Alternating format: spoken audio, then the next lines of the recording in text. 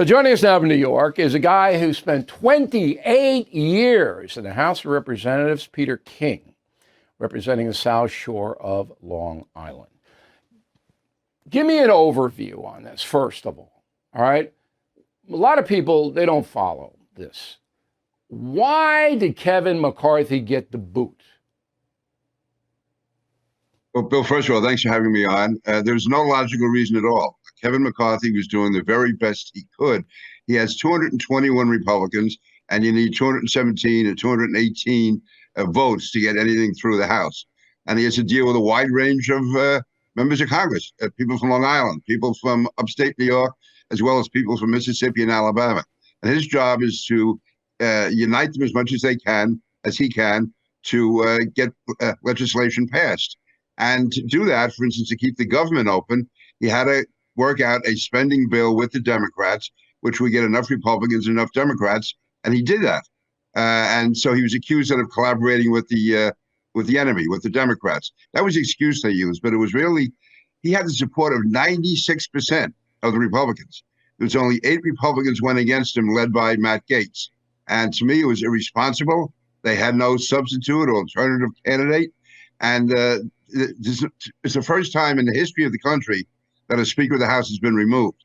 And you would think there would be some cause for it, not just disagreeing on whether or not they should have had a bipartisan solution to keeping the government open. So This was a power play with no concern for the consequences. Do you know Gaetz? I was with him, I guess, for the last 4 years. I was in Congress. I was there with Gaetz. I always considered him to be a flake, to be a strange guy on the outside.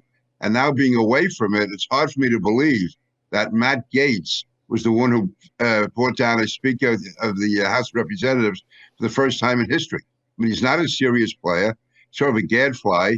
He loves getting attention.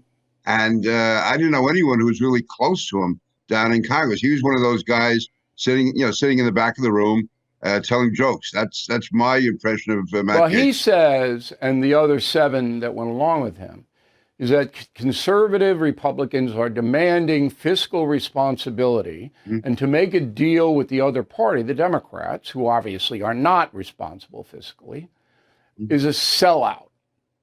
That's Gaetz's position. Is there any validity to that?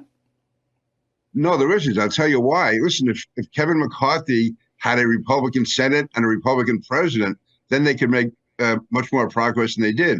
The fact is that the Democrats control the White House, they control the Senate, and Kevin McCarthy, to me, was making the best deals that he could. They were incremental, but he was making steady progress.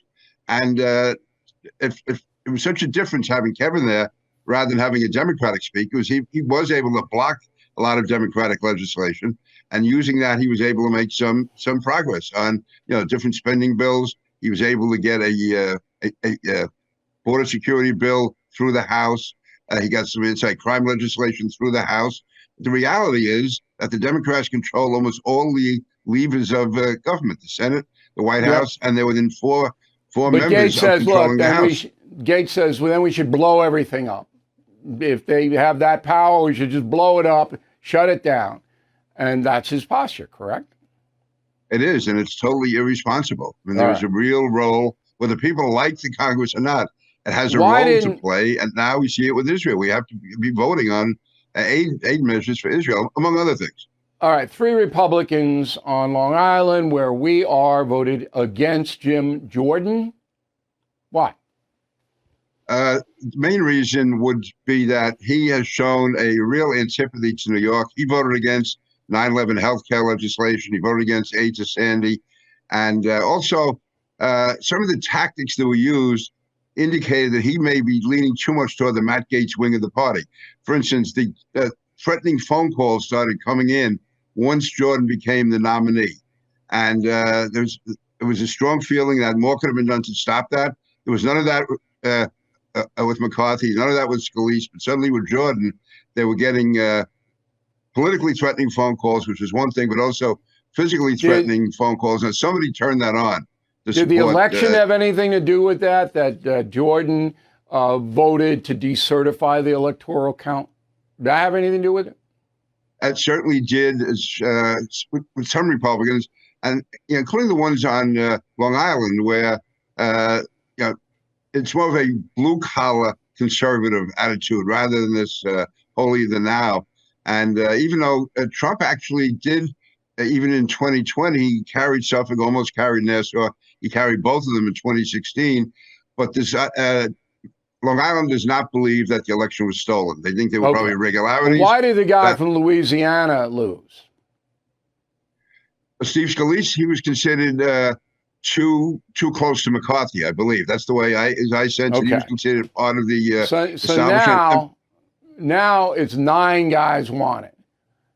Give me a quick prediction on what you think is going to happen. Quick. Okay, I think the best would be Tom Emmer, who's right now the whip. He's from Minnesota. He's a solid Republican, understands you got to bring people together.